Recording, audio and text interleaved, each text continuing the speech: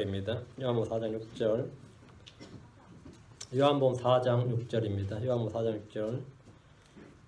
같이 읽습니다. 이제 거기에 야곱의 우물이 있더라. 그런지 예수님께서 여행에 지치셨으므로 우물에 그대로 걸터 앉으시니라. 때는 6시쯤 되었더라. 여기 보면 주님께서 여행에 지치셨으므로, 예수님께서 여행에 지치셨으므로, 주님께서 말씀이 뭐랄까 독수리같이 치고 올라가고 그죠? 힘이 넘치고, 사실 성도들은 그렇게 새로 힘을 주시는 분으로 되어 있어요. 자기는 지치셨다 그러죠. 주님께서 이런 부분이 굉장히 많이 있습니다. 역설이죠. 예. 주님께서 지치셨는데 성도들은 안식을 주겠다, 아니면 새 힘을 주겠다, 이렇게 말씀하시는 분이죠. 이런 부분들이 성경에 있는데 오늘은 이런 것 중심으로 말씀을 전하겠습니다. 잠깐 기도합니다. 위대하신 우리 주님 안에 감사합니다. 하나님께서 이 시간 주의 영을 충만케 하시고, 하나님께서 기록한 이 말씀을 통해서 주의 영이, 또 주의 은혜가, 주의 생명이, 주의 권능과 주의 지혜와 명철이 저희 속에 차고 넘치게 해주시고, 그리고 예수 안에는 이 지식의 보화들, 또 하나님의 신성한 신격의 보화들이 저희 속에 가득 넘치게 하시기를 간구합니다. 아버지 하나님, 저희는 아무것도 아닙니다. 그러나 주님은 모든 것이십니다. 이장 그리스도께서 참 저희를 위해서 되신 것, 또 저희를 위해서 행하신 일들을 살펴보길 원합니다. 그럼 저희가 이 생각하기로, 상식적으로, 이성적으로, 육신적으로, 본성적으로는 맞지 않는 것들입니다. 대부분 다 저희를 거스르는 것들이 많은데, 아버지 하나님께 은혜 베풀어 주셔서 저희가 이 건전한 교리의 틀에, 또 이 지식의 틀에, 진리의 틀에 맞출 수 있도록 해주시고, 저희를 바로 잡아주시고, 이것이 저희에게 편안함이 되도록, 저희에게 익숙함이 되도록 인도해 주십시오. 감사드리며 주의 기도합니다. 아멘. 아멘. 네. 지난 시간에 이어서 성경의 위대한 역설에 이어서 그리스도 역설에 대해서 공부하겠습니다. 지난 설교에서 마치 다루지 못한, 미처 다루지 못한 내용을 마저 다룹니다. 우리 사람들은 은행일치 또는 초지일관 이런 말을 쓰죠. 앞뒤가 맞지 않으면 신뢰감이 떨어지는 겁니다. 근데 우리 주님은 가장 모순된 삶, 역설의 삶을 사셨습니다. 삶만이 그런 것이 아니라 그분 자체가 모순과 역설입니다. 예수님은 하나님을, 참 하나님이라고 하면서 또 사람이라고 합니다. 그럼 말이 맞지 않아요. 하나님이라면서요. 근데 사람이라 그러죠. word, 말씀이다 그러잖아요. 근데 플래시, 육신이라 그랬단 말이죠. 하나님의 아들, the son of God 이러죠. 하나님의 아들 하면서 사람의 아들이라고 합니다. 분명한 사실은 맞는, 둘 다 분명한 사실인데 앞뒤가 잘 안 맞습니다.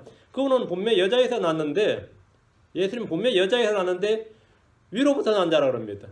그러니까 유대인들이 어떻게 생각하겠어요? 유대인들보다 누구라도 분명히 여자에서 났는데 위로부터 난 자라고 그래요.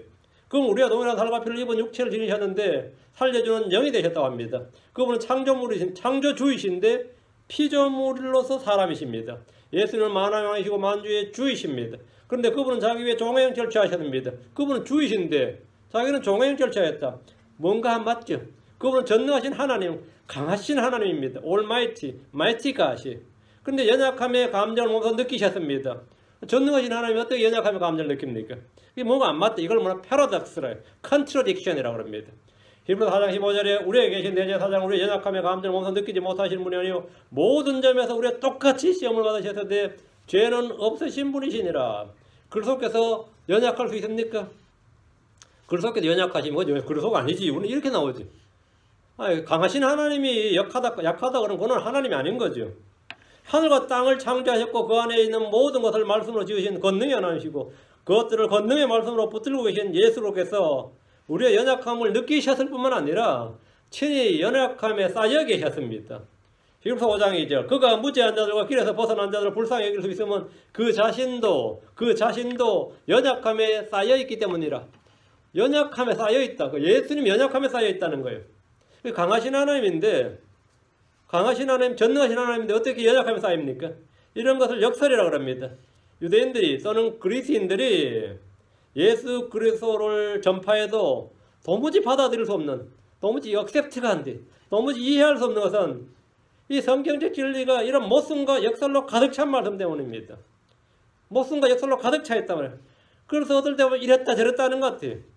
말씀 전하는데 들어보면 앞뒤가 전혀 맞지 않는 말을 하는 것 같고 온통 거짓말로 들립니다. 크리스천들 하는 말이 전부 다 앞뒤가 안 맞는다. 어머님 마리아라는데 아버지는 하나님이라잖아요. 저런 말이 안 되는 소리를 한단 말이죠. 안 되는 말 정도가 아니라 아예 앞뒤가 전혀 안 맞는다. 그 어머님 마리아인데 아버지는 하나님이라고, 육신인데 하나님이라고 그러고 사람의 아들이라고 했다가 하나님의 아들이라고 그랬다가 강하신 하나님이라고 했다가 연약함에 쌓여있다 그러다가 어떨 때 울기도 하셨다 그러면 어떨 것 같아요? 말 같지 않아서 저렇게 이상한 시는 처음 듣는다. 저렇게 말 안 되는 뭐 말이 안 된다 말이에요. 예수님께서 여자이시고 처녀 상태라면 사람들 당연히 비과학적이고 비성적이고 말이 안 된다. 이 말이 안 된다. 응? 그 믿어도 적당히 구랄쳐야지. 그렇지 않는데 너무 심하게 치는 거예요. 어? 그냥 적당히 쳐야지. 뭐 적당히 쳐야지. 그래도 뭐 그런 거 개의치 않고 그 사람 훌륭한 사람이다. 인류의 성현이다. 그럼 어디가 믿어지잖아요. 뭐 공자 맹자 정도만 해도 믿어지잖아. 그렇죠? 응? 그렇게 해서 믿어지는데 뭐 처녀에서 태어났다 그러다가 또 아버지는 하나님이라 그러면 믿어져야 안 믿어져요? 안 믿어지지. 안 믿어질 뿐 아니라 터무니가 없는 거야 이거는. 어? 비과학적이고 비성적이고 비논리적이고 말 자체가 안 된단 말이에요. 그러나 성경이 그것을 미리 기록하고 그것을 예언하고 미리 선포해 줌으로써 우리는 반박할 말이 없습니다. 한마디로 하면 성경은 반박 불가예요. 말이 안 된다는데 그 말이 안 되는 소리를 예수가 태어나기도 전에 또 경전에 기록해 놨단 말이죠. 그대로 안 되면 예수는 예수가 그리스도가 아닌 거죠. 예수는 예수일 뿐이지. 예수가 그리스도가 되려면 말이에요. 예수가 하나님 아들이고 메시아가 되려면 성경에 기록된 대로 그대로 돼야 되는 거예요. 예수님께서 처녀 탄생이고 동정녀 탄생이 아니라면 그것이 바로 비성경적이고 그분은 그리스도가 될 수 없습니다. 예수는 온 땅의 심판자이십니다. 그런데 정작 이 땅에서 그분은 죄인들의 손에 붙잡혀서 정죄를 받고 저주를 받고 죄인들처럼 수치스럽게 심판을 받아 십자가에 못 박혀 죽었습니다. 온 땅의 심판자라며 심판자가 오히려 심판의 대상에게 심판을 받아버렸어요. 죄인들을 심판하신 하나님께서 분노한 죄인들의 손에 붙잡혀서 심판을 받으셨다는 것은 논리적으로도 모순이고 이건 역설입니다. 이건 말 자체가 안 돼. 이런 황당한 말이었어요. 그런 성경이 이렇게 말합니다. 히브리서 12장 3절. 히브리서 12장 3절. 죄인들이 자기를 대적하여 이처럼 거역한 것을 견뎌내신 분을 깊이 생각할지니 이것 너희가 너희 생각 속에서 지치고 기진하지 아니하게 하람이니라. 여기 보면 죄인들이 자기를 대적하여 이처럼 거역한 것을 견뎌 such contradiction of sinners against himself. such contradiction. 그런 모순, 컨트러딕션이다. 그러한 모순을 견뎌내신 하나님은 모순이었어요. 예수 그리스도는 이 땅에서 모순된 삶을 견뎌내신 것. 자식부터가 하나님 신분이 사람이 되신 것부터가 뭔가 모순이단 말이죠. 이건 역설이에요. 예수님께서 모순을 견뎌냈다면 우리 역시 그런 삶을 살면서 동일한 본보기로 삼아야 됩니다. 그리고 그것이 우리에게 사고방식이 돼야 되고 생활 습관이 돼야 돼요. 이것이 성도들이 이런 모순과 역설의 삶을 살도록 부름받았습니다. 이 세상에서 이런 삶을 살도록 부름을 받았다. 예수님은 주이시면서 종처럼 섬기셨습니다. 주이신데 종처럼 살라.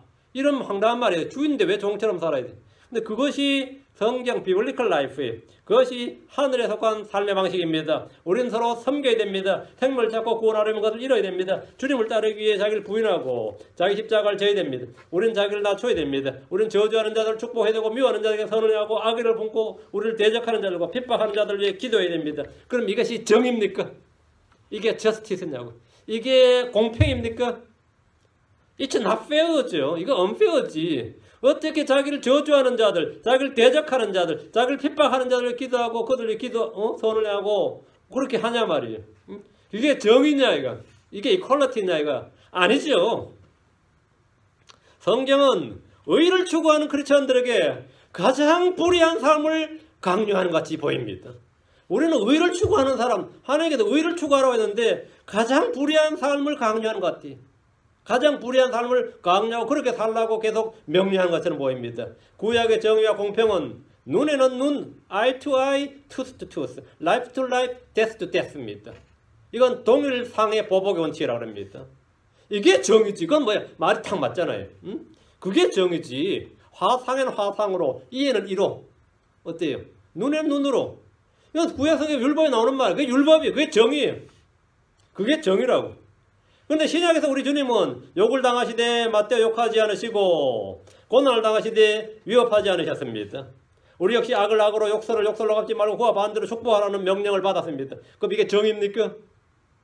이게 공평이냐고? 이게 페어한 거냐 말이죠. 근데 그렇게 살라고 명령을 받아. 이게 하나의 명령이에요. 모순된 삶, 역설의 삶을 살라는 겁니다. 우리는 얻기 위해서 잃어야 되고 높아지기 위해서 낮아져야 되고 커지기 위해서 종이 돼야 되고 살기 위해 죽어야 되고 받기보다는 주라는 그런 삶을 살아야 됩니다. 열매를 맺기 위해서 자신 하늘의 미랄처럼 죽어야 됩니다. 성경은 이런 역설의 진리. 근데 이것은 듣기는 쉽습니다. 말하기도 쉽습니다. 그러나 행하는 일은 쉽지 않습니다. 이건 행하는 일은 쉽지 않아요. 우리 본성을 거슬리. 그걸 하면서 이 성질대로 하면 이러면 진짜 내 전에 성질대로 하면 이러면서 뭐 설령 하더라도 이게 본성을 거스르는 일이에요. 이거는 본성을 거스르는 일이에요. 행하는 일은 결코 쉽지 않습니다. 말은 쉽죠. 말은 하긴 어떨 때는 말하기도 쉽지 않지. 그렇게 말하면 참 잔인하지. 한 대 맞았는데 와서 다른 쪽으로 대지 그러면 어떻게 사람이 잔인할 수가 있나 싶죠. 안 그래요? 그게 정의냐고. 그게 성경이 말한 정의고 하나님이 말한 정의냐 그러면 나도 할 말이 없더라고. 그렇게 말해야 돼요? 그게 성경이 말하는 의예요. 그게 믿음의 의고 하나님의 말씀이란 것이 듣기는 쉽고 말하기 쉬울지 몰라도 이게 결코 행하기가 쉽지 않습니다.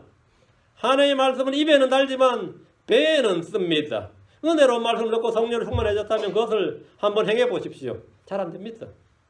열에 수련회 갈 때 수련회 막 은혜 받았다고 막 난리치면서 오는데 수련회 끝나고 버스 탈 때 보세요. 막 서로 자리 차지하려고 말해 싸우고 난리 납니다. 응? 은혜고 뭐고 은혜는 은혜고 자리 싸움인 거예요. 응? 교회에서는 교회에서고 시장에서는 시장에서야. 집에서는 집이고 예배 마치고 집으로 가면서 막 차 타고 가면서 막 싸우는 부부도 있어요. 집에 가서 막 말싸움만 합니다. 은혜는 은혜고 삶은 삶이야. 그건 은혜는 은혜고 귀에 듣기 좋고 입에 말하기 좋고 이거는 그걸로 됐지. 삶은 그렇지 않다 이 말입니다. 쉽지 않다 이거요. 여러분도 한번 행해 보시면 쉽지 않을 겁니다. 에스겔 3장 3절. 또 내게 이르시되 사람의 아들아 내 배로 하여금 먹게 하고 내가 내게 주는 이 두루마리로 내 창자를 채우라 하시기에 내가 그것을 먹으니 그것이 내 입에서 꿀같이 달더라. 하나님의 말씀이 꿀같이 달아요. 그러니까 모든 게 해결된 것 같습니까? 내 입에 꿀같이 달아. 야 들어보니 이게 진짜 황금률이다. 이 말씀이야말로 정말 의의 말씀이고 이 말씀이 사람 세상에 진짜 이게 이 땅이 천국이 되고 우리 집이 가정이 우리가 집이 하늘처럼 되어 있구나 말이에요. 내 입에서 꿀같이 달더라. 우리가 말하기 쉽습니다. 에스겔이 꿀같이 단 말씀을 먹고 난 후에 그 말씀을 전하느라 얼마나 고생을 했는지는 그 다음 장에 잘 나옵니다. 꿀같이 단 말씀 먹고 삶이 막 꿀같이 달았느냐. 인생은 꿀같이 단 게 아니라 어떻게 됐어요? 가시밭길이 했어요. 꿀같이 단 말씀을 먹은 순간부터 그건 가시밭길이 했어요. 계시록 10장 9절 10절입니다. 내가 그 천사에 가서 그에게 이르되 그 작은 책을 내게 주소서 하니 그가 내게 이르되 그것을 가져다가 먹어라. 그것을 가져다가 먹어라. 그것이 내 배는 쓰게 할 테이나 내 입에서는 꿀같이 달리라 하시니라. 내가 그 천사의 손에서 그 작은 책을 가져다가 먹으니 그것이 내 입에서는 꿀같이 달았으나 다니까 좋죠. 그것이 내 입에서는 꿀같이 달았으나 내가 그것을 먹은 뒤에 즉시로 내 배가 쓰게 되었더라. 내 배가 쓰게 되었더라. 창자가 끊어지는 것 같네요 말이죠. 애간장이 녹는단 말이죠. 이게 성도의 삶이에요. 보통 말이죠. 세상에서는 좋은 약을 입에는 쓰지만 속은 편하다 그러죠. 입에는 엄청나게 쓰는데 양약은 입에 쓰다 그러잖아요. 근데 속에 들어가 참 편안하더라. 이게 간증인데 주의 말씀은 입에는 단데 먹어보는 입에는 단데 배에 들어가 쓰더라 이거예요. 배에 들어가 여러분의 입에 단 말씀, 귀에 단 말씀들이 실제로 실천해 보려고 하면 다 씁니다. 그게 힘들어요. 그리고 내 마음을 그렇게 아프게 합니다. 누굴 사랑한다는 게 쉬운 일이 아닙니다. 누굴 용서한다는 게 듣기는 좋은데 하기는 쉽지가 않아요. 응? 이게 속은 쓰단 말이야. 속은 쓰라니까. 사는 게 아닙니다. 그렇죠? 웃어도 웃는 게 아닙니다. 그런 거 얼마나 많아. 한국 사람도 그런 거 엄청 많습니다. 봄이 왔으나 봄이 봄 같지 않다 그러잖아요. 봄이 와도 봄이 봄 같지 않다 그러죠. 내가 웃는다는 게 웃는 게 아니야. 응? 말씀이 은혜 받았어요. 그런데 배에 쓰다 말입니다. 역설입니다. 이것은 모순이고 역설이 주님은 탄생부터 죽으심까지 모든 것이 역설로 가득합니다. 그러한 such contradiction, 그런 삶을 견디는 것, 그것이 크리스천의 인내고의 참음입니다. 주 예수 그리스도를 보면 모든 것이 거꾸로 되어 있습니다.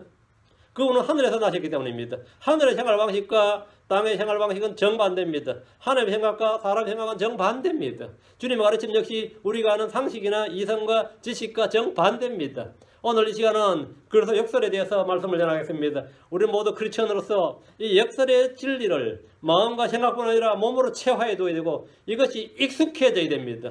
어쩔 수 없이가 아니라 익숙해져야 돼요. 익숙해져. 첫째, 주님은 줄이셨습니다. 자, 주님은 줄이셨죠. 마태복음 4장 2절에 밤낮으로 40일 동안 금식하고 그 뒤에 줄이시니라. 주님은 사역을 시작할 때 40일간 금식함으로 몹시 줄임으로 시작하셨습니다. 주님은 모든 것을 공급하시는 분입니다. 모든 걸 공급하시는 분인데 자기는 줄였다 이거예요. 주님은 모든 걸 채우시는 분입니다. 주님은 자신을 하늘에서 내려온 살아있는 빵이라고 하셨습니다. 그런데 정작 자신은 줄이셨기에 이것을 그래서 역설이라고 합니다. 성경에 말씀합니다. 마태복음 6장 26절에 공중의 날짐 성들을 보라. 그것들은 씨 뿌리지도 아니하고 거두지도 아니하며 곳간에 모아들이지도 아니하되 너희 하늘 아버지께서 그것들을 먹이시나니 너희는 그것들보다 훨씬 더 낫지 아니하냐. 너희 하늘 아버지께서 그것들을 먹이시나니 하늘 아버지 먹이신다.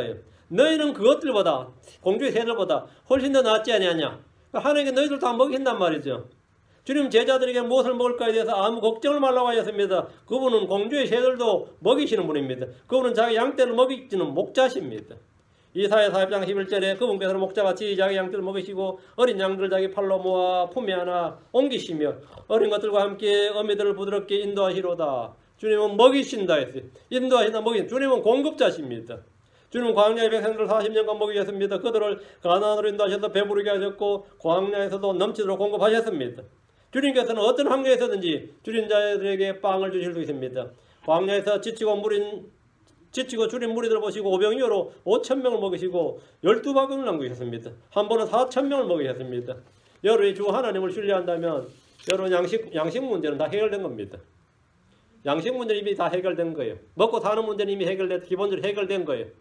시편 3편 1절에 주는 나의 목자시니 내가 부족함이 없으로다. 주는 나의 목자시니 내가 부족함이 없으로다. 양식이 없는 문제는 양이 초원을 찾는 게 아닙니다. 목자가 찾는 거예요. 그건 목자의 역할이고 목자가 할 일이지 내가 할 일이 아닙니다. 주께서 먹이시는 공급자이기 때문입니다. 주는 자기 자녀들을 먹이십니다. 주님은 자기 양떼를 먹이십니다. 주님은 자기 백성들을 먹이십니다. 시편 4편 5절 10절에 오 주의 성도들아 너희는 그분을 두려워하라. 그분을 두려워하는 자들에게는 부족함이 없도다. 젊은 사자들은 부족하여 굶주릴지라도 주를 찾는 자들에게는 모든 좋은 것이 부족하지 아니하로다. 부족함이 없도다. 부족하지 아니하로다. 주님 이 땅에서 늘 배부르고 먹고 다니신 것이 아니라 줄이신 적이 많습니다. 주님께서 공주의 새들을 보라 할 때 베드로 뭐라겠어요? 우리부터 먹기 좋을 거 아니에요. 제자들은 어땠을 것 같아요? 주님 이 땅에서 늘 배부르게 먹고 다니신 것이 아니라 줄이신 적이 많습니다. 정작 자신은 줄였다. 남은 먹이는데 자기는 줄였다. 제자들이 곡식밭 사이를 지나갈 때 시장에서 곡식이 삭을 따서 먹기 시작했습니다. 이들은 이 일로 도둑질, 절도죄로는 고소를 안 받았는데 안식일날 곡식이 삭을 따 먹기 시작했다고 그건 이제 그분도 비난을 받았습니다. 주님 이 땅에서 줄이셨어요. 사마리아를 통과해서 유다로 갈 때 주님은 자신은 줄이셨습니다. 제자들은 양식을 찾아 마을로 갔습니다. 주님만 홀로 이 우물가에 남겨두고 제자들은 전부 먹을 것 찾으러 갔어요. 그때 주님 우물 곁에 앉아서 사마리아 여인에게 복음을 전하셨습니다. 제자들이 음식을 구해왔을 때 급히 드신 것이 아니라 왜 이렇게 늦었나 그러지 않고요. 왜 이렇게 늦었나 그러냐 음식을 거절하셨습니다. 요한복음 4장 32절 그분께서 그들에게 이르시되 내게는 너희가 알지 못하는 먹을 양식이 있느니라 하시니 내게는 너희가 알지 못하는 먹을 양식이 있느니라. 주님은 줄이셨는데 언제나 먹을 양식이 있다잖아요. 주님이 베다니에서 나와 예루살렘으로 가셨을 때도 주님은 줄이셨어요. 아침을 해주는 사람이 없어. 예수님이 굶었어요. 마태복음 21장이네. 마태복음 21장 8절 21장 18절입니다. 베다니에서 예루살렘으로 가시는데 이제 아침에 그분께서 도시 안으로 되돌아오실 때 도시안으로 예루살렘으로 옵니다. 예루살렘으로 되돌아오실 때에 시장 가시더라. 아침을 못 먹으신 거죠. 주님은 줄이셨어요. 자기에게 나오는 모든 사람들은 먹이십니다. 요한복음 6장 58절 이것은 하늘로부터 내려온 그 빵이니라. 너희 조상들이 만날 먹고도 죽은 것과 달리 이 빵을 먹는 자는 영원히 살리라. 주님 자신이 빵이라잖아요. 이 빵을 먹는 자는 자신은 하늘에서 내려온 살아있는 빵이고 생명의 빵이단 말이에요. 주님 자신은 줄이고 자신을 먹는 자는 다 산다. 영원히 산다. 그 자신을 먹이는 분이다. 채우시는 분이다. 공급자다. 완전히 모순이죠. 둘째 주님은 목마르셨습니다. 지금 요한복음 4장 6절 7절 요한복음 4장 7절 한 사마리아 여자가 물기를 오매 예수님께서 그에게 마실 물을 내게 달라 하시니 마실 물을 내게 달라. 예수님께서 마실 물을 달라고 하셨습니다. 예수님이 어떤 분입니까? 생수의 근원입니다. 예수는 생수의 근원이신 분이에요. 그러니까 주님께서 마실 물을 달라 하잖아요. 그러므로 곧바로 주님 이렇게 말씀하셨습니다. 4장 10절 예수님께서 그에게 대답하여 이르시되 내가 만일 하나님의 선물을 알고 또 내게 마실 물을 내게 달라 하시느니가 누구인 줄 알았더라면 그에게 구하였을 것이요 그가 내게 생수를 주었으리라 하시니. 사마리아 여인이 제정신이면 이게 와닿겠어요? 방금 마실 물을 나한테 달라고 했던 사람이 자기한테 말했으면 자기가 생수를 줬다잖아요. 나한테 주지 말고 자기나 마실 것이지, 그죠? 말이 앞뒤가 안 맞단 말이죠. 말이. 이런 것들이 성경에 굉장히 많단 말이죠. 주님께서 마실 물을 달라 했는데 주님께서는 그가 내게 생수를 주었으리라. 주님은 생수를 주신 생수의 공급자입니다. 주님은 생수를 사람들에게 주시는 분이에요. 생수를 구하시는 분이 아니고 사람들이 생수를 구하는 분이 아니라 생수를 사람들이 주시는 분이에요. 요한복음 4장 14절 뒤로 4장 14절 누구든지 내가 줄 물을 마시는 자는 결코 목마르지 아니하리니 내가 줄 물은 그 사람 속에서 솟아나는 우물이 되어 영원한 생명이 되게 하리라. 주님께서는 지금 특이한 물에 대해서 말하고 있어요. 내가 줄 물은 그 사람 속에서 솟아나는 우물이 되어 영원한 생명이 이르게 하리라. 여러분이 갈증에 시달려 본 적 있습니까? 갈증. 진짜 목마른 갈증, 타는 갈증이라 하죠. 제 친구는 이 운동권이었는데 4학년 졸업할 때쯤 되니까 시집 공부하는데 맨날 토익 공부하고 토플 공부하고 이런 거 하죠. 저희들이. 우리 때는 그랬어요. 토익, 토플 공부했어요. 그래 취직 시험 봐야 되니까. 근데 이 친구 그걸 공부하면서 나한테 그래요. 지금 갈증이 나서 이게 도저히 이거 할 수가 없대요. 그 사람은 맨날 운동권 서적 읽었어요. 그러니까 이제 같은 부의 사람들 하는데 한 명이 야, 아니 지금 취직 공부할 때냐? 이 시국 이런데 하면서 계속 그걸 공부하더라 하는데 그렇게 밤낮으로 그걸 읽어요. 근데 그럼 니 그거 하면 니 갈증이 채워지냐? 안 채워지죠. 안 채워지는데 계속해서 그걸 하는 거예요. 계속 읽는 거예요. 계속 그 책 읽고 자기들끼리 토론하고 우리 성경 공부하는 거는 거기에 대한 비교할 바도 아니에요. 얼마나 열심히 하는지 몰라요. 맨날 모여서 그룹 토론하고 한 명 발표하고 주제 발표하고 이야기하고 또 비판하고 말이죠. 걔들 말빨이 보통이 아닙니다. 걔들 말빨 장난이 아니에요. 계속 그 짓을 하는데 왜 그거 하냐 했더니만 이 갈증을 해결할 수가 없. 자기가 속에 사오른 갈증을 해결할 수가 없다 이거예요. 그때 그것도 생생하게 들었어요. 학문에 대한 지적 갈증이 있는 사람이 있어요.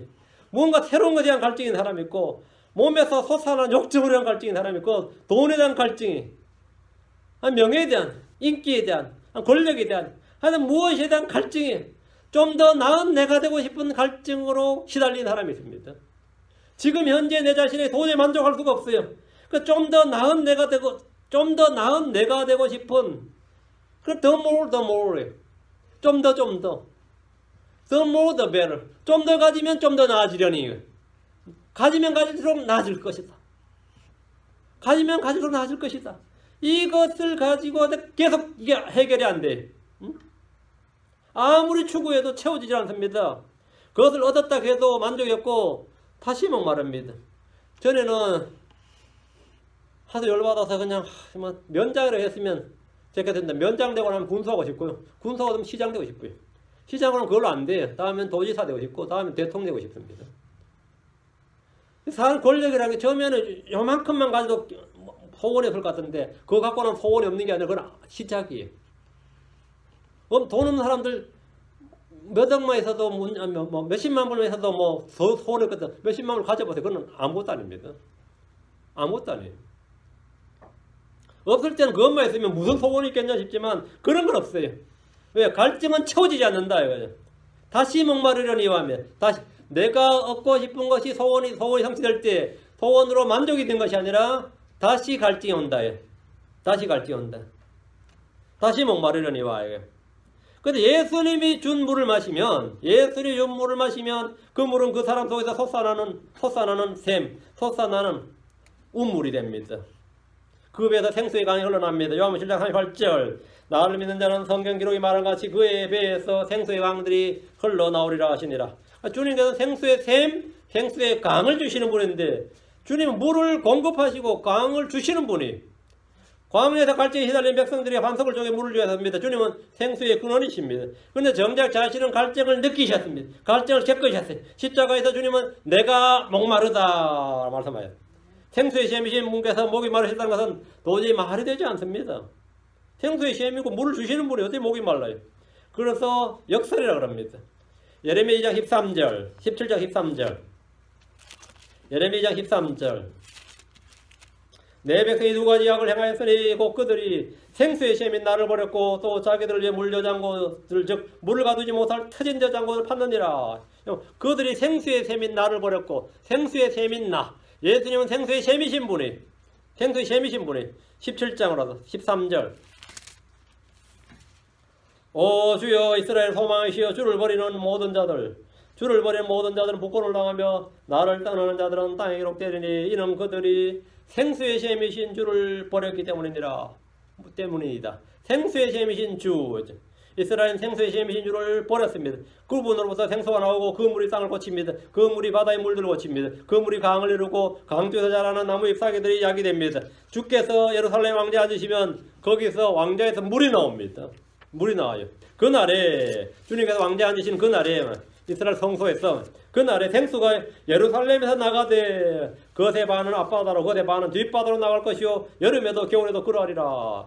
주님께서 생수의 셈인데 거기서 나가는 거예요. 성전에서 흘러나오는 물은 처음에는 발목까지 이렇고 에스겔 47장 3절 발목까지 이뤘죠. 1000규빗 뒤에서 다시 재니까 무릎이에요. 그 다음 허리까지 이뤘습니다. 47장 4절이죠. 다음 47장 5절 그 다음은 1000규빗 뒤 다시 뒤로 그 다음 그 물이 솟아올라 헤엄칠 물이 되었고 건지지 못할 강이 되었습니다. 물을 주시는 분 물이 솟아나게 하시는 분께서 지금 물로 인해 갈증을 겪으셨다 이거예요. 주님이 왜 갈증을 겪으셨느냐 우리에게 생수의 샘을 주시기 위해서입니다. 주님은 지치셨습니다. 지치셨어요. 주께서 자신의 왕에게 힘을 주시고 자신의 백성에게 힘을 주시는 분입니다. 시편 29편에 보면 시편 29편 11절에 주께서 자신의 백성에게 힘을 주시리니 주께서는 자신의 백성에게 화평으로 복을 주시로다. 자신의 백성에게 힘을 주시리니 힘을 주시는 분이 자기가 힘이 지친다면 말이 돼야 안 돼요. 주님은 지치셨어요. 성경은 말씀하셨습니다. 이사야 4장 31절에 오직 주를 우러러 바라보는 자는 오직 주를 우러러 바라는 자들은 자기 힘을 회복하리니 그들은 독수리같이 날개치며 올라갈 것이요 달려가도 피곤하지 않고 걸어가도 기진하지 아니하려다. 이게 주님이십니다. 힘을 주시는 분이에요. 피곤치 않게 하시는 분이에요. 주님 우리의 힘이 되신 분입니다. 주를 우러러보는 자는 자기 힘을 회복한다고 합니다. 달려가도 피곤하지 않고 걸어가도 기진하지 않는다고 합니다. 다윗은 시편에서 시편 18편 1절 오 나의 힘이 되시는 주여 내가 주를 사랑하리이다. 오 나의 힘이 되시는 주여 했습니다. 또 시편 81편 1절에 우리의 힘이 되시는 하나님께서 큰 소리로 노래하며 야곱의 하나님께 즐거이 소리칠지어다. 우리의 힘이 되시는 하나님께서 했습니다. 사도 바울은 나를 강하게 하시는 그릇을 통해 내가 모든 걸 할 수 있느니라. 나를 강하게 하시는 그릇으로 주님은 우리를 강하게 하시는 분입니다. 피곤치 않게 하시는 분이고 기진하지 않게 하시는 분이고 힘을 회복하게 하시는 분이고 나의 힘이 되신 분입니다. 그래서는 하나님의 능력이고 힘이요 강하게 하시는 분인데 정작 자신은 피곤하셨고 지치셨습니다. 말이 전혀 되지 않는 말이죠. 이런 것을 모순이라고 그러고 역설이라고 합니다. 그래서 역설은 그분이 우리와 동일한 살과 피를 가진 사람이 되셨기에 가능한 일입니다. 그래도 그분은 여전히 신성을 가졌기에 역설이 됩니다. 주님은 피곤하셨기에 풍랑이 있는 배에서도 베개를 베고 고온히 잠을 자셨습니다. 제자들은 잠을 안 자는데 주님은 잠을 자셨어요. 주님이 잠을 자셨어요. 주님은 지치셨기에 우물가에 털썩 주저앉으셨습니다. 그런 주님께서 사람들에게 무엇을 주실 수 있습니까? 쉼을 주실 수 있습니다. 쉼을 주실 수 있어요. 마태복음 11장 28절에 31절에 수고하고 무거운 짐진 모든 자들아 너희는 내게로 오라. 내가 너희에게 안식을 주리라. 나는 마음이 온유하고 겸손하니 너희 위에 내 멍을 메고 내게 배우라. 그리하면 너희가 너희 혼을 위한 안식을 찾으리니 내 멍을 싣고 내 짐은 가벼우니라. 혼을 위한 안식을 찾으리니 주님은 쉼을 주리니 쉼을 주셨다. 주님 우리에게 힘을 주시고 쉼을 주십니다. 힘을 주시고 쉼을 주시고 주님께서 우리에게 힘이 되시고 우리에게 안식을 주시기 위해서 자신은 지치시고 피곤하셨습니다. 그리스도의 역설입니다. 이게 그리스도 역설입니다. 넷째 예수님께서 독특한 일이 있습니다. 성전에 세금을 내셨습니다. 성전에 이 세금 징수원들이 세관원들이죠. 세금 징수원들이 베드로에게 딱 와서 예수님께서 너희 주인, 너희 주 예수님께서 너희 선생님 예수님께서 왜 세금을 내지 않느냐고 따졌습니다. 그 베드로가 깜짝 놀라가지고 내신다 그랬어요. 내신다. 일단 답을 내신다 해놓고 예수님이 왔어요. 그 베드로가 오니까 주님이 알고 계셨습니다. 마태복음 17장 24절 그들이 가버나움에 이르렀을 때 공세 돈 받는 자들이 세금직 수원들이 말이에요. IRS에서 나왔어요. 공세 받는 자들이 베드로에게 나와 이르되 너희 선생님은 공세를 내지 아니하느냐? 예수님은 공세 안 내느냐? 왜 세금 안 내느냐 이거예요. 왜 시민의 직무를 이행하지 않느냐 이랬습니다. 예수님 왕이십니다. 예수님 모든 것의 주이십니다. 예수님은 세금을 받아야 하는 분이지 내야 하는 분이 아닙니다.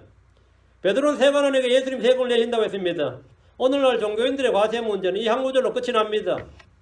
11장 25절 26절 그가 이르되 내신다 하고 집에 들어가매 예수님께서 그보다 먼저 이르시되 베드로가 지금 세금 문제 터졌습니다. 이러는. 근데 예수님 베드로는 그 말을 보고하기도 전에 예수님께서 먼저 집에 들어가니까 시몬아 내 생각은 어떠하냐? 땅의 왕들이 누구에게 관세나 공세를 걷느냐? 자기 자식들에게서냐 타인들에게서냐 하시니 베드로가 그분께 이르되 타인들에게서니이다 하며 예수님께서 그에게 이르시되 그러면 자식들은 면제되리라. 그럼 자식들은 세금 면제죠. 왕조국가에서 왕이 세금 내는 건 아니죠. 그리고 당연히 왕실에서 세금 내지는 않죠. 거두지 세금을. 그 예수 그리스도는 자신이 성전이신 분이에요. 그 성전의 주이십니다. 그러니까 성전세를 낼 필요가 없는 분입니다. 그 성전세를 전혀 낼 필요가 없는 분이에요. 그런데 그것이 실족하지 않도록 세금을 내셨습니다. 주님 수중에 돈이 없으셨던지라 베드로에게 바다로 가서 낚시를 하라 했어요. 낚시를 해서 처음 올라오는 물고기를 잡아서 입을 열면 거기에 돈이 있다는 거예요. 이거 아주 기적이지 같다.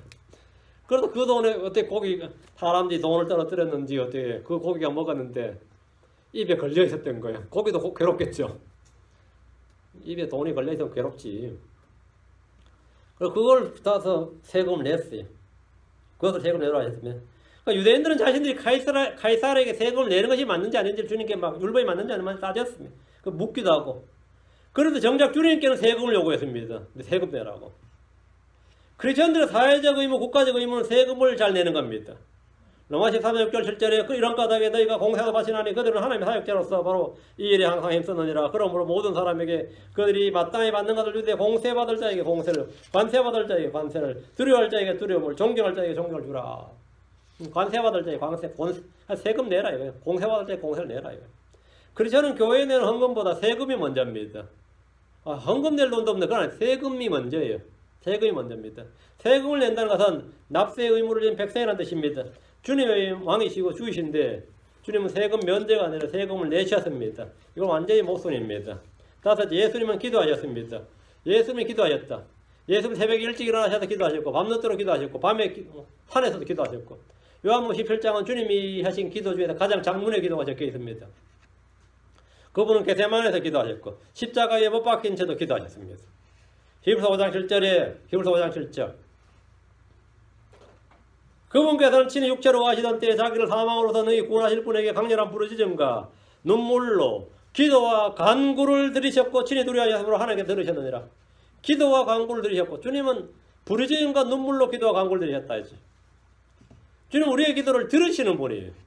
주님은 우리의 기도를 들으시는 분인데 주님이 지금 기도를 하셨단 말이죠.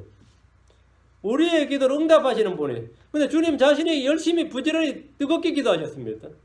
기도를 들으시는 분, 그 기도를 응답하시는 분께서 왜 기도하신 겁니까?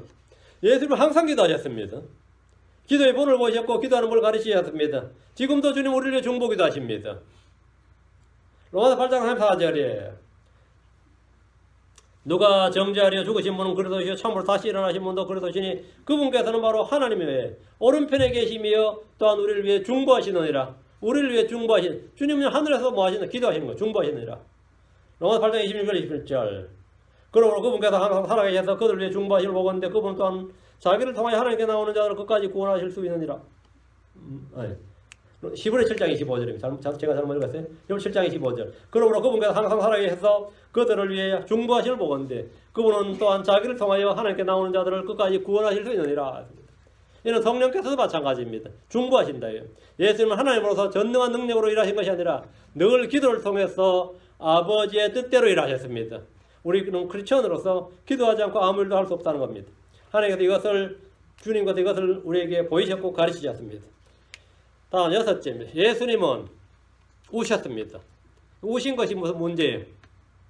요한복음 3:5절에 Jesus wept. 예수님께서 우셨더라. 성경에서 가장 짧은 절입니다. 성경 아무리 못해도 한 구절 외울 수 있습니다. 예수님께서 우셨더라. 이렇게 우셨더라. 그 예수님은 우리의 눈물을 닦아주신 분으로 되어 있어요. 성경에 따르면 예수님 우리의 모든 눈물을 닦아주시는 분이에요. 지는 울면 어떡해? 성경은 이런 것들이 예수님 잡는 나사를 깨우러 오셨지만 사람들은 모두 울고 있었고 주님을 비난했습니다. 아무도 그분이 생명의 부활이라는 사실을 믿지 않았습니다. 마르다도 믿지 않고 마리아도 믿지 않았어요. 예수님께서 오신 것은 그들의 슬픔에 동참한 것이 아닙니다. 예수님께서는 예루살렘의 멸망을 예언하시면서 슬피우셨습니다. 누가복음 13장 34절에 오 예루살렘아 예루살렘아 대언 자들 죽이고 내게 보낸 자들 돌로 치는 자여 암탉이 자기 새끼들을 자기 날개 아래 모은 같이 내가 얼마나 자주 내 자녀들을 함께 모으려 하였더냐 그러나 너희가 원치 아니하였다. 그러나 너희가 원치 아니하였다. 구원받지 못한 이유는 하나님께서 미리 선택하지 않아서 예정하지 않아서가 아닙니다. 하나님께서는 그들 다 모으려고 하셨습니다. 그들을 막 부르셨습니다. 그들이 원치 않았습니다. 주님께서 내게로 오라 했습니다. 주님 모든 사람이 다 내게로 오라 했습니다. 어떤 예정받은 사람, 선택된 사람 아닙니다. 다 내게로 오랍니다. 원하는 자는 다 내게로 오라 해. 다 내게로 오라. 주님께서는 그들을 다 구원하길 원하셨습니다. 다. 그렇게 애를 쓰고 노력하셨어요. 문제는 그러나 너희가 원치 아니하였도다. 왜 사람이 구원하지 못하는 것 같습니까? 그 목사 싫어가지고 그 교회 싫어가지고 그건 아니죠. 아니 누구 싫어가지고 자신이 원치 않았어요. 자신이 원치 않았어요. 어떤 분은 그래요. 그렇게 믿으려고 하는데 안 믿어지는데 거짓말입니다. 원치 않았습니다. 자신은 그걸 원치 않아요. 원치 않는 걸 원하는 것처럼 하려니까 믿어지겠어 안 믿어지겠어요? 안 됐죠. 제가 군에 있는데 저보다 한 달 정도 고참이었어요. 저희는 기수가 워낙 빡빡해서 일주일 차이라도 하늘 같은 고참이었어. 일주일인데도. 한 달이면 엄청 고참이야. 한 달 먼저 정도인데 자꾸 그렇게 예수를 믿고 싶대요. 내가 이제 크리스천이가 아니까 자꾸 나한테 와서 입적대면서 예수 믿으면 되잖아 그랬더니 믿으면 되잖아 그랬더니 안 믿어지는데 믿고 싶대. 그러고 믿으라고 그러니까 안 믿어지는데 그럼 어떻게 해야 돼요? 말장난한 것도 아니고 믿고 싶다는 말을 해. 나는 믿고 싶대. 근데 내가 믿으라니까 안 믿어진대. 그래서 제가 신약성경 한 거를 구해다 줬어요. 신약성경 한 거는. 그렇더니만 그 신약성경을 다 페이지를 잘라가지고 주머니에 넣어서 근무 시간에 계속 읽는 거예요. 그 신약성경을 2주 만에 한 걸 다 읽더라고요. 매일 그 바꿔가면서 2주 만에. 제가 봐도 놀랐어요. 그 어떠냐 했더니만 안 믿어진대. 안 믿어지는 게 아니라 믿고 싶어 하지 않는 거예요. 너희가 원치 아니하는도다 합니다. 너희가 원치 아니하는도다.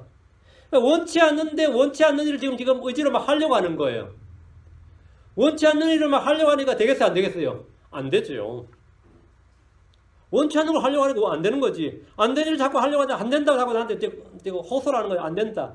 안 되는 거 어떻게 되냐 이거예요. 안 되는 거를. 안 되는 게 아니라 자신을 지금 잘 모르는 거예요. 자기 자신을 지금 잘 모르는 거예요.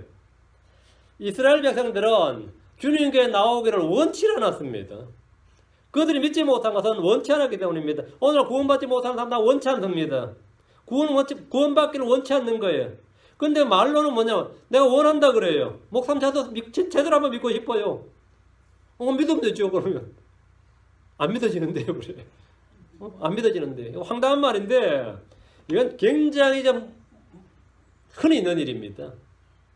주님께서 무지와 불신으로 다가오는 예루살렘 멸망에 대해 말씀하시면서 슬피 울었어요. 누가복음 19장 41절 42절 13장에서 울었다는 표현이 없고 19장에 나옵니다. 19장 41절 42절 그분께서 가까이 오사 그 도시를 보시고 예루살렘입니다. 그 도시를 보시고 그 도시로 인해 슬피 우시며 이르시되 주님이 슬피 우셨다.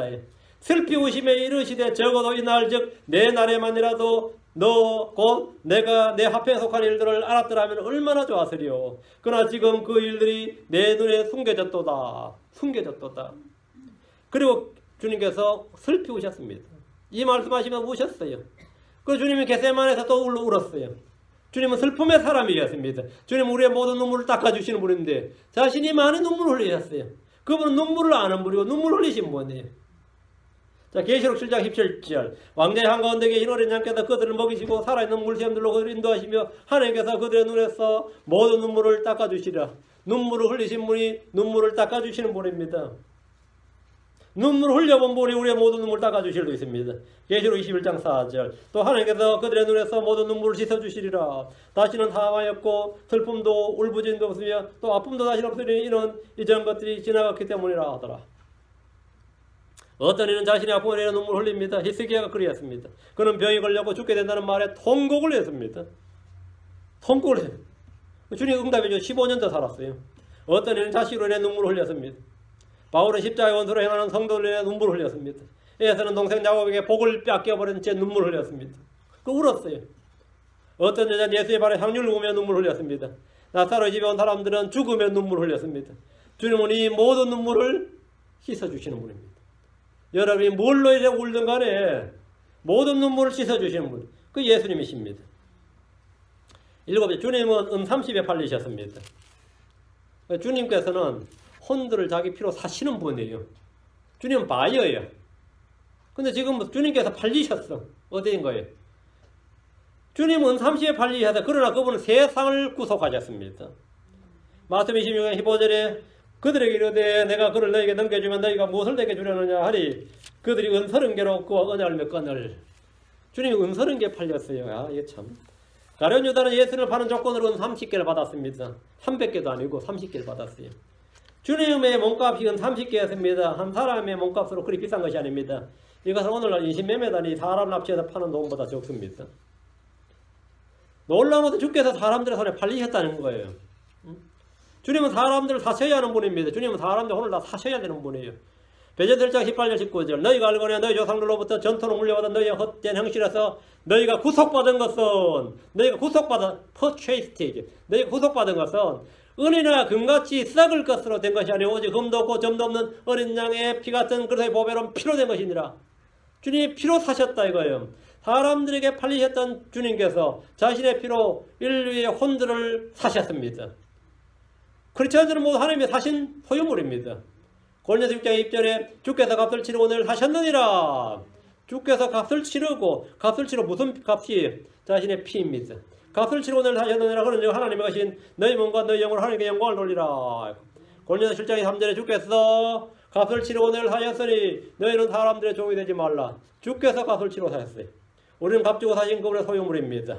에베소 4장 14절에 이 영께서는 값주고 사신 그 소유물이 구속을 받을 때까지 우리의 상속료에 보증이 되었사 그로 영광을 찬양하게 하시느니라.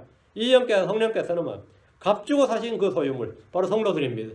우리는 그분의 피로 사신 근데 주님께서는 팔리신 모순과 역설의 진수입니다. 8째입니다. 주님 우리를 위해 마련된 어린 양입니다. 주님 우리를 위해 마련된 6월절 어린 양이에요. 그 우리의 어린 양이란 말은 뭐냐면 우리의 속죄를 위해서 그 용도로 지정된 양이란 말이에요. 그 유대인들은 양을 한 마리 딱 미리 지정해 놓죠. 이번 6월절에는 저놈을 내 속죄 양으로 쓸 것이다 이렇게. 예수 그리스도는 그런 속죄용 양으로 마련된 양이 하나님 어린 양이셨습니다. 그런데 성경에서 반복 나오는 말은 우리의 목자입니다. 양이 어떻게 목자? 우리의 양이 어떻게 우리의 목자가 되냐고. 성경은 이런 컨트라딕션이지 모순이지 역설입니다. 우리의 6월절 어린 양이란 우리를 대신해서 죽임을 당하는 속죄 헌물용 어린 양이란 뜻입니다. 속죄 헌물용 양이란 말이에요. 고린도서 5장 7절에 그러므로 너희는 누룩 없는 자들이 세덩을 되게 하여 묵은 누룩을 제거하라. 우리의 6월절 어린 양 그리스도께서 우리의 6월절 어린 양 그리스도 이 말은 뭐냐면 우리를 대속해서 우리를 위해서 죽임을 당할 그렇게 준비된 헌물용 양이다. 그런 용도 준비된 헌물용 양이란 말이에요.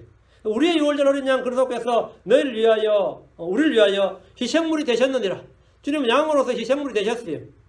예수는 흠도 없고 점도 없는 어린 양입니다. 예수는 세상 죄를 제거하는 하나의 어린 양입니다. 요한 1장 29절에 다음날 요한이 예수님께서 자기 오시는 걸 보고 이르되 세상 죄를 제거하는 하나의 어린 양을 보라 했습니다. 근데 그런 주님께서 그런 예수님께서 우리에게 한 뭐라 그러셨습니까? 나는 너희 양이다 그래요?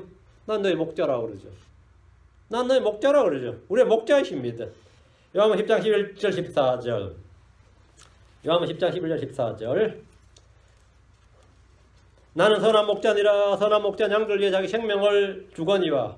그 목자가 양들 생명을 준다? 이것도 거꾸로죠. 양이 목자를 위해 잡아먹히고 옷을 주고 뭐 이래야 되죠. 근데 목자가 양을 위해서 목숨을 내는 거예요. 그 양들을 위해 목숨을 내놓는 목자, 이는 그리스도 역설입니다.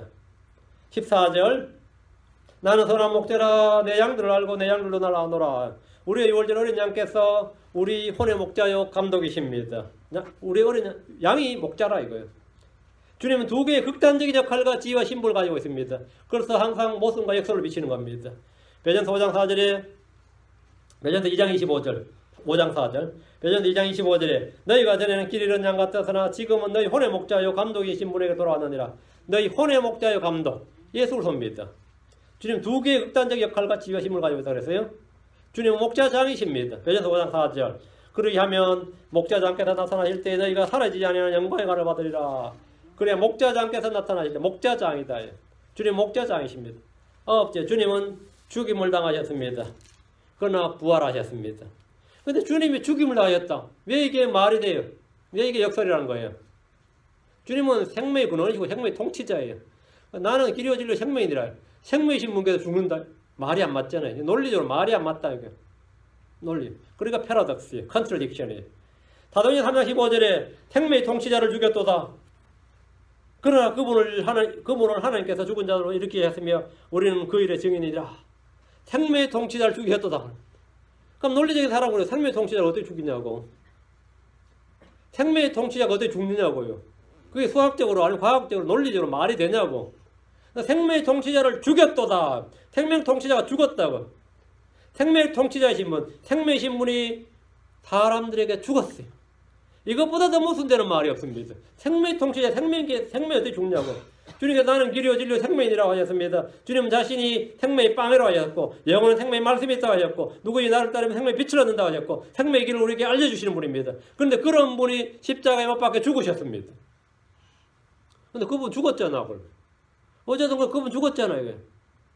그 생명의 통치자고 뭐고 하나도 죽었잖아요. 예수님의 죽음, 그것도 십자가에 못 박혀 죽는 죽음은 유대인들의 상식이나 논리에 있을 수가 없는 일이에요. 예수가 그리스도라면 그건 있을 수 없어요. 예수님이 하나님 아들이라면 그건 있을 수 없는 일이에요. 생명이신 분이 어떻게 생명의 통치자가 어떻게 죽느냐고. 그것도 사람들이 못 박혀 죽느냐고. 이건 완전히 모순이고 그건 완전히 어리석음이에요. 그건 걸려 넘어지기 하는 실제 확연 도리입니다. 그리스의 철학자들에게, 헬라인들에게, 아테네 사람들에게, 아테네 사람들 철학이 발전해 있었어요. 로마 사람은 법률이 발전해 있었습니다. 그 사람들은 굉장히 라지컬해요. 논리적이다.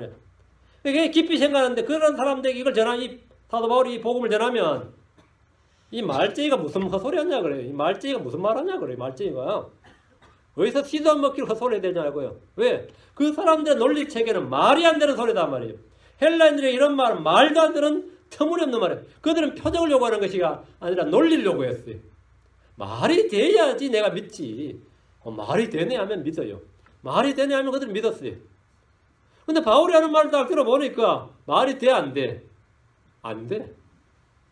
그분이 생명의 통치자였습니다. 죽었습니다. 이게 지금 장난치나? 이게 지금 장난치나? 그분은 다시 살아나셨습니다. 어때요? 이랬다 저랬다 하잖아 지금. 이 말쟁이가 지금 무슨 소리 하냐 이거야. 이 말쟁이가. 그 이런 지하에 에피쿠르스 학파들에게 이런 지하에 그냥 거절 배척받았어요. 응? 유대인들한테 그 말 해보세요. 그게 어떻게 십자가에 못 박혀 죽으면 하나님 저주받았는데 어떻게 그분이 복의 근원이냐 이거예요. 왜 그분이 어떻게 복의 근원이냐. 말이 되는 소리를 해라. 말이 되는 소리를. 그 이건 말도 안 되는 소리단 말이에요. 그런데 믿는 자들이 하는 것이 뭐라고요? 하나님의 원리고 하나님의 지혜. 믿는 자에게는 하나님의 원리고 하나님의 지혜다 말이죠. 그런데 이것이 성경에서는 하도 말이 안 되니까 하나님께서 하나님의 어리석음, 하나님의 약함이라 그래요. 이게 하나님의 어리석음, 하나님의 약함이다. 이 자체가 말이 안 된다. 우리도 그런 말 많이 쓰죠. 참 작은 거인이라 그래. 그 말이 돼 안 돼. 이게 장난이지. 작은 거인이라는 건 없어요. 거인이면 큰 놈인데 작은 거인들. 거인들 중에 작은 놈이란 말인가? 이것은 소리 없는 아우성 어때요? 소리 없는 아우성이 말 돼 안 돼. 근데 그런 말 씁니다. 그건 이제 모순형용이라고 그러죠. 특히 시 같은 데서 많이 나오는 것 같죠. 응? 홀로 지혜로우신 하나님과 어리석음은 어울리질 않습니다. 강하신 하나님과 약하심은 어울리질 않아요. 생명이신 분과 죽음은 어울리질 않습니다. 영이신 분 하나님께서 종, 사람 어울리질 않습니다. 어울리질 않는다. 다 패러닥스입니다. 생명의 성취자와 죽음은 전혀 말이 안 맞습니다. 그런데 그분은 어쨌든 죽으셨습니다. 우리의 죄를 담당하시기 위해서 우리의 죄들로 인해 죽으셨습니다. 그것은 팩트예요. 어쨌든 그 사실이단 말이에요. 구원의 복음이 뭡니까? 죄 없는 예수님께서 죄가 되셔서 우리 대신 죽으신 겁니다. 죄 없는 분이 왜 죄가 돼 죽는 거예요? 우리를 구원하시기 위해서. 그분 우리가 아직 죄인이었을 때 우리를 위해 죽으셨습니다. 로마서 5장 8절에 우리가 아직 죄인이었을 때에 우리가 아직 죄인이었을 때 우리가 죽을 때, 선할 때, 경건할 때, 의로울 때, 주를 찾을 때가 아니고 우리가 아직 죄인이었을 때에 그리스도께서 우리를 위해 죽으심으로 하나님께서 우리를 향한 자신의 사랑을 당당히 제시하시느니라. 자신이 죄인이라면 그는 구원받을 수 있는 자기 조건이 충분합니다. 빚을 탕감해 줄 때는 뭐가 돼야 되죠? 내가 빚이 있어야 돼요. 그래야 빚을 탕감해 주는 건 뭡니까? 거기에 자기 요건이 된다고. 빚을 다 탕감해 주느라 그러면 빚 있는 사람들 어떻게 되죠? 어이 잘 됐네 좀. 아이 잘 됐네. 왜? 내가 자기 요건이다. 전국에 사면령이 내렸다. 어떻게 생각하세요? 그때는 죄수들이 뭐죠? 해결된 거죠. 포로 수용소에서 포로들 해방할 때는 내가 포로일 때 자기 요건이 되는 거예요. 자유인은 자기 요건이 아니라 포로인자가 자기 요건이 돼요. 맞아요? 포로인자가 자기 요건이 된다고. 가난한 사람들에게 푸스샘플 줄 때는 가난해야지 주어지는 거예요. 이거는 그렇죠? 가난한 자가 자유 요건이 있는 거예요. 가난해야. 잘 살아면 안 되고 가난해야 돼요. 병자에게 약을 막 제공할 때는 내가 병자여야 돼요. 하나님께서 구원자를 줄 때는 그럼 내가 혜택을 받으려면 뭐가 돼야 되죠? 죄인이어야 돼. 난 죄인입니다. 그러면 자격이 되네. 딱 잘 맞았다 이거요. 제가 너무 큰 죄를 지었으면 아유 잘 됐네. 딱 잘 됐대. 미국에서 불체자 사면령 때려지면요. 제일 황당한 사람이 어떤 사람인지 아세요? 합법적 신분을 유지하기 위해서 학생 비자 내라고 해서 그나마 어디에 등록해 놓은 사람들이에요. 돈 내고 등록하고 사면 못 받아. 그때 불체자 홀 나요. 불체자는 사면을 받는데 불체자 안 되려고 그나마 학원이라 등록해 놓은 사람 있죠. 한의원이라 여기 한국 수룩하죠. 거기 등록이 다 해놓으면 6개월마다 몇천 불씩 내는데 말이지. 신학원에 등록해 놓고 그런 사람들은 합법적 소위 사면을 못 받으면 사면을 받으려면 뭐가 되는 거죠? 불체자가 돼야 돼요. 사면을 나 불체자인데 아이 잘 됐네. 아이 잘 됐네. 이번에 당신이 바로 조건입니다. 제가 굉장히 더럽고 사악한 죄인입니다. 하나님께서 아이 잘 됐다요. 누구든지 불법을 행했고 도저히 용서받을 수 없는 어찌할 수 없는 더럽고 사악한 죄인이라면 그는 구원받을 수 있는 자격 요건에 해당됩니다. 완벽해 이건. 여러분 죄인입니까? 완벽해요. 완벽해. 내가 죄인이라면 참으로 잘된 일입니다. 주님께서 행하신 모든 일이 바로 나를 위한 것이기 때문입니다. 성경 말씀합니다. 마태복음 9장 12, 13절에 예수님께서 그것을 들으시고 그들에게 이르시되 온전한 자들에는 의사가 필요 없으나 병든 자들에는 필요하니라. 오직 너희는 가서 내가 금유를 원하고 희생물을 원치 아니하노라 하신 말씀이 무슨 뜻이니 배우라. 나는 의로운 자들을 부르러 오지 아니하고 죄인들을 불러 회개케 하려고 왔노라. 온전한 자에게 병든 자에게는 의사가 필요하고 온전한 자에게는 의사가 필요 없다. 그러면 마찬가지로 의인들에게는 뭐라고 구원자 필요 없죠. 죄인들을 필요하죠. 예수님은 죄인들을 불러 회개하게 하려고 왔습니다. 예수님은 죄인들을 정죄하러 오신 것이 아닙니다. 죄인들을 불러 심판하러 오신 것이 아닙니다. 요한복음 12장 41절에 사람들이 내 말을 듣고 믿지 아니할지라도 내가 그를 심판하지 아니하노라. 나는 세상을 심판하러 오지 아니하고 세상을 구원하러 왔노라. 세상을 말하다 구원하러 왔노라. 주님께서 죄인들을 구원하러 왔습니다. 죄인들을 사면하러 왔어요. 병든 자에게 의사가 필요 없고 병든 자에게 의사가 필요하고 더러운 것에 세탁이 필요하고 줄인 자에게 빵이 필요하고 헐벗은 자에게 옷이 필요하듯이 죄인에게는 구원자 예수 그리스도가 필요합니다. 죄인은 예수 그리스도가 필요합니다. 내가 지금 죄인이다. 내가 생각해도 난 죄인이야. 남들이 봐도 죄인이고 내가 생각해도 죄인이야. 하늘이 알고 땅이 알고 마귀도 알고 이웃도 알고 내 마누라도 알고 내 자식들도 알아요. 다 아는데 자기 혼자 죄인 아니라고 그러면 나 없어요. 근데 자기 혼자 하면 나 같은 사람이 없다고 세상에 나 같은 사람이 없다고 그러면 웃지. 응? 나 같은 사람 없지. 죄인인 사람이 죄인 아니라 그러면 그런 사람도 드물죠. 죄인이다 이거예요. 죄인을 구원하러 왔다잖아요. 죄인이 그거는 당신에 필요한 게 바로 예수님이다. 주님은 죄인들을 구원하러 오셨다. 디모데전서 1장 15절. 이것은 진실한 말이 온전히 받아들이기 합당한 말이니 곧 그래서 예수님께서 죄인들을 구원하시려고 세상에 오셨다는 말이로다. 죄인들 중에 내가 우두머리니라. I am chief. 내가 chief. 죄인들 중에, 시인들 중에서 내가 제일 우두머리다. 죄인들 중에 내가 우두머리니라. 그렇다면 뭡니까? 당신이 바로 구원받아야 될 사람. 당신을 위해 하나님이 해놓으신 일이 있다 이거예요. 여러분 가운데 자신이 언제 어떻게 구원받았는지 모른 채 교회를 다니고 있다면 이 시간 깊이 생각해 보시기 바랍니다. 어릴 때부터 부모님 따라 그냥 교회 왔거나 언제부터인가 그냥 친구 따라 교회 왔다가 그냥 계속 나오기 시작했다면 그 나와다 보니까 집사 자리도 주고 말이죠. 뭐 교회 용어도 다 알게 되고 이것저것 알게 되니까 웬만하면 말 통하게 되고 말이죠. 그 나도 내가 믿는 자인 줄 알았어요. 그래. 나도 내가 믿는 자인 줄 알았다. 그건 속은 겁니다. 속은 거예요. 내가 언제 어떻게 구원받았는지 분명히 알아야 됩니다. 내가 무엇으로 구원받았는지 알아야 돼요. 여러분이 그냥 교회 다니고 있다면 구원의 복음, 구원자 예수 그리스도를 믿고 영접했는지 점검하고 확인해야 됩니다. 구원받은 사람은 몇 가지 특징이 있습니다. 누구도 부정할 수 없는 분명한 탄생 표시들이 있어요. 하나님께로 태어난 사람은 예수님을 주로 시인합니다. 하나님께로 태어난 사람은 그 예수님을 예수라고 그러지 않고 예수님을 뭐라고요? My Lord, my God. 예수님을 주로 시인합니다. 골로새 12장 3절에 그러므로 내가 너에게 알게 하노니 성령님을 힘입지 않고는 아무도 예수님을 주라 할 수 없느니라. 예수님을 주라 시인하는 게 뭐냐면 첫 번째 사인이에요. 그 사람이 구원받았다는 첫 번째 사인이에요. 예수님이 나의 주시다. 이게 첫 번째 증거입니다. 이게 탄생 표시입니다. 하나님에서 난 자는 하나님의 말씀을 듣습니다. 하나님에서 난 자는 하나님의 말씀들을 듣습니다. 요한복음 8장 41절에 하나님에서 난 자는 하나님의 말씀들을 듣나니 너희가 듣지 아니하는 것은 하나님에서 나지 아니하였음이니라. 하나님의 말씀을 듣는 자는 하나님에서 난 자예요. 그러니까 하나님의 말씀이 들리기 시작한다. 저 목사 설교가 들리기 시작해. 전에는 막 저항감이 속에서 막 일어났는데 속에서 뭔가 불편하고 짜증이 나고 막 치받고 싶고 듣기 싫고 설교만 끝나면 그냥 신이 나는데 성도로 같이 밥 먹고 같이 이야기하고 이런저런 이야기를 신이 나는데 그냥 예배하는 잠이 오고 짜증나고 이런 사람들은 거듭난 사람 아니에요. 예배가 끝날 때가 아쉽다 이런 생각이 들어야지. 아이고 빨리 끝나 다행이다 이제 밥 먹자 이러면 그것만 기다려진다 이러면 그 사람 지금 탄생 표시가 없는 거예요. 구원받지 않았다는 표시예요. 하나님께서 난 자는 성경에서 하나님 난 이게 제 주장이 아니에요. 하나님에서 난 자는 하나님의 말씀들을 듣나니. 근데 하나님의 말이 안 들려요. 이사야 설교할 때 예화는 잘 들리는데 성경 본문은 안 들려. 그 사람이 농담이나 헛소리 한 거는 그 목사 옛날 10년 전에 한 이야기도 기억나. 그때 뭐 수련회에서 부흥회에서 들은 이야기가 예화는 다 기억나요. 하나님의 말씀이 아닌 건 다 기억나는데 하나님의 말씀은 기억이 안 나요.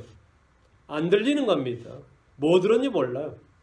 그래서 착 집에 와서 생각하고 오늘 설교 뭐 했더라 하면 그렇게 오래오래 생각을 해야 돼. 제목이 뭐였더라? 여러분 생각합니까? 지난주 설교 생각나요?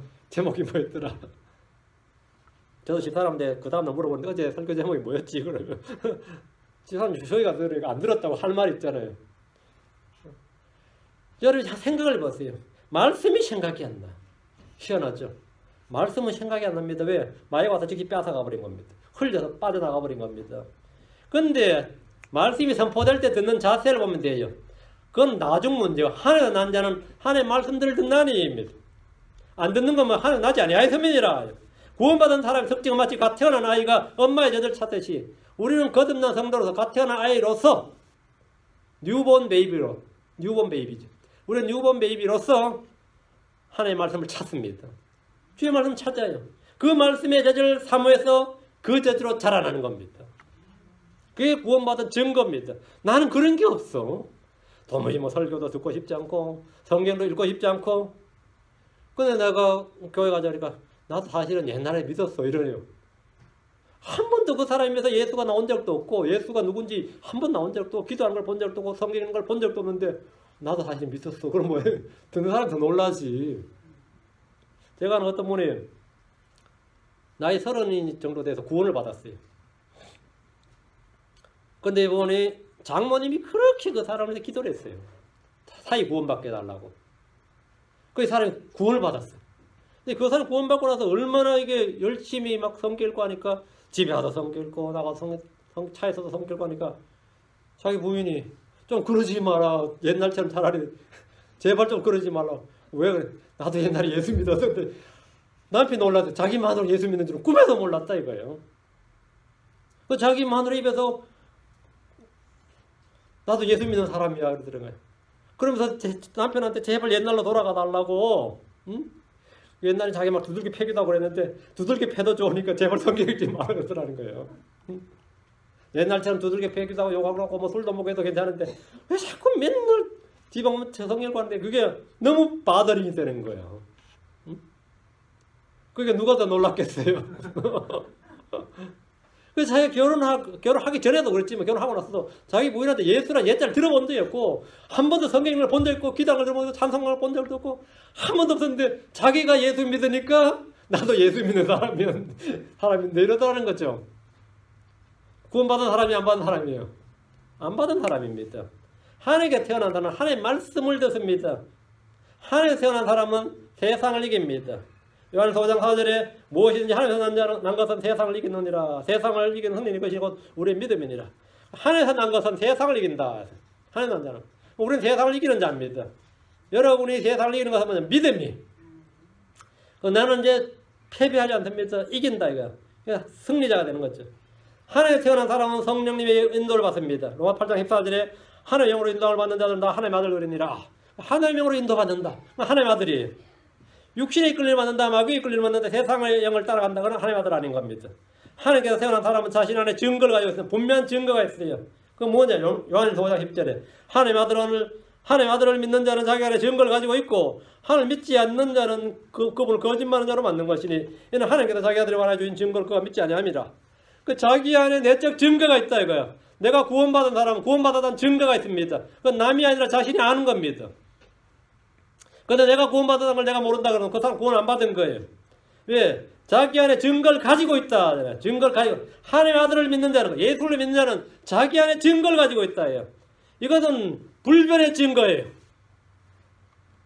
내가 크리스천이라는 증거를 가지고 있다고. 내가 크리스천 증거를 가지고 있고 그게 있다 이거야. 분명히 증거를 가지고 있습니다. 하나님께로 태어난 사람은 그분의 명령들을 지킵니다. 요한 3장 24절에 그분의 명령들을 지키는 자는 그분 안에 거하고 그분께서 그 안에 거하시나니 우리 주인 성령님을 힘입어 그분께서 우리 안에 거하시는 줄 우리가 아느니라. 그리고 우리가 안돼. 그분의 명령들을 지키는 자는 그분의 명령들을 지키는 자는 그분의 명령을 지키는 게 뭐냐면 사랑하라. 형제 사랑이. 내 말들을 지키는 자가 나를 사랑한 자다. 그게 크리스천은 뭐냐면 하나님의 말씀을 듣고 이 하나님의 말씀을 지키는 자들이. 지킨 자들이. 그게 뭐냐면 강력한 증거입니다. 내가 구원받았다는 증거예요. 근데 이게 대수롭지 않게 얘기한다. 성경이 다 거기서 그게 그거라고. 뭐 성경이 우리가 뭐 성경으로 신앙해야 합니까? 이런 사람도 있죠. 뭐 성경이 전부입니까? 뭐 성경이 뭐 그리 이건 그 사람이 스스로 자기 입으로 구원 안 받았다고 지금 고백하고 있는 거예요. 자신 구원받은 사람이 아니란 거를 그 사람 그냥 종교인일 뿐이라는 걸 고백하고 있는 겁니다. 성경이 전부죠. 그 말씀이 전부라고. 하나님께 태어난 사람은 형제를 사랑합니다. 요한 3장 14절에 우리가 형제를 사랑함으로 사망에서 생명을 옮겨간 줄 알거니와 자기 형제를 사랑하지 않는 자는 사망 안에 가느니라. 자기 형제를 사랑하지 않는 자는 사망 안에 간다. 형제를 사랑함으로써 우리는 뭐래? 사망에서 생명으로 옮겨간 줄을 알거니와 사랑을 통해서 아는 겁니다. 사랑은 강력한 표지입니다. 사랑은 증거예요. 사랑은 열매이기도 하고 성령의 선물이기도 합니다. 이것은 뭐냐? 구원받은 사람들의 표징, 특징입니다. 누구도 부정할 수 없는 분명한 탄생 표시들입니다. 여러분 이 중에서 제가 7개 이야기했는데 최소한 3개 맞춰야 돼요. 최소한 3개는 해당 사항이 있어야 된다고. 7개 다가 아니라도 스스로 자신의 구원을 점검해 가야 돼요. 이 교회 다닌다고 다 구원받은 거 아닙니다. 이 교회 다닌다고 구원받은 거 아니에요. 이 교회 다니도 지옥 갈 사람 지옥 가고 하늘 갈 사람 하늘 가는 거예요. 그리스도께서 하나님이신 분께서 왜 사람이 되셨고 거룩하신 분께서 의로우신 분께서 왜 죄가 되셨고 복의 근원이신 분께서 왜 저주가 되셨고 그분께서 왜 죽임을 당하셨느냐. 생명의 성취자께서 죽으셨고 혼의 목자인 분께서 양이 되셨어요. 우리 양이 되셨어요. 우리를 자신의 피로 사신 분께서 팔리셨고 우리의 눈물을 닦으시는 분께서 오셨고요. 기도를 들으신 분께서 기도하신 분이고, 주님께서 힘을 주시고 새롭게 하시고 힘을 주시는 분인데 자신이 지치셨습니다. 주님은 목마르셨고 줄이셨습니다. 왜 그렇게 되신 것 같아요? 예, 다 우리의 구원을 위한 겁니다. 우리가 살게 하기 위해서입니다. 주님이 죽으신 것은 우리가 살게 하기 위해서인 겁니다. 주님이 땅에 내려오신 것은 우리로 하늘 데려가기 위해서요. 주님이 행하신 모든 일들을 여러분 다 역설로 생각하면 전부 우리의 해당사항이 있는 겁니다. 이게 패러독스예요. 이게 그리스도 역설입니다. 그리스도 역설.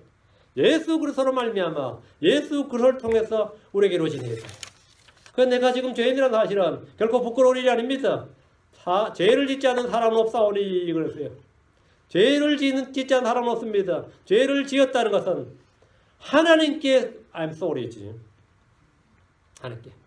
그걸 하나님께 내가 confess 고백하고 하나님께 시인하면 바로 내가 바로 뭐냐 구원의 완벽한 자격 요건에 해당 사항이 있어요.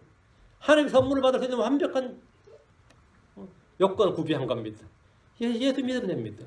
이 시간 예수를 믿으면 뭡니까? 하나님 선물을 값없이 받는 겁니다. 그래서 구원을 받고 영원한 생명을 받는 거예요. 그리고 오늘 죽어도 하늘로 가는 겁니다. 그 혼에 하늘로 가는 겁니다. 오늘 죽어도. 예수 지금 이 자리에 예수 안 믿는 분이 없기 바랍니다. 전부 예수 믿는 사람들 사이에 예수 안 믿는 사람들 앉아있으면 곤란해요. 예수를 믿으셔야 됩니다. 예수님을 주요 그리스도로. 영 말이 안 되는 것 같아요. 영 말이 안 되는 것 같아요. 이게 말이 됩니다. 이게 진리입니다. 이게 팩트예요. 기도합시다. 위대하게 거룩한 주 안에 감사합니다. 주님께서 저희를 위해서 행하신 일들과 주께서 저희를 위해 되신 것들 이 모든 말씀들로 인해 감사합니다. 이 시간 선포한 모든 말씀들이 아버지 하나님 마귀가 우리의 창을 가렸어. 우리의 마음을 가렸어. 우리에게 베일을 쳤어. 이 영광스러운 복음의 빛이 비치지 못하는 일이 없도록 주님께서 다 걷어주시고 주님께서 위로부터 아래로 시장을 가라듯이 완전히 갈라주셔서 복음의 빛이 비치게 해주시고 모든 혼들이 다 구원받게 하시고 구원받은 모든 혼들은 자라나도록 인도하시길 원합니다. 우리 주 예수 그리스도의 형상으로 그리고 우리가 예수 그리스도께서 사신 본을 따라서 그대로 살아갈 수 있도록 인도해 주시옵소서.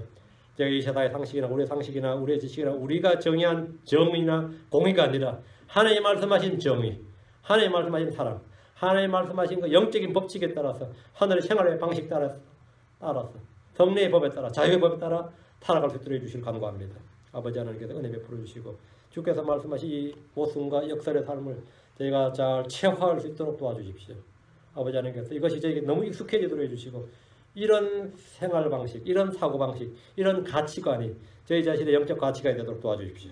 감사드리며 주의 성기도합니다. 아멘. 찬송가 230장입니다. 찬송가 230장입니다.